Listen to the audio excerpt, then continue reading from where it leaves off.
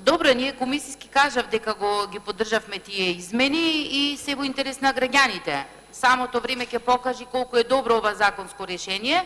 Јас се уште стојам на ставот дека тоа непрецизирање на категоријата на должници ќе бара после ново допрецизирање и ќе имаме измена затоа што не се носи закон 5 дена пред распуштање на парламентот.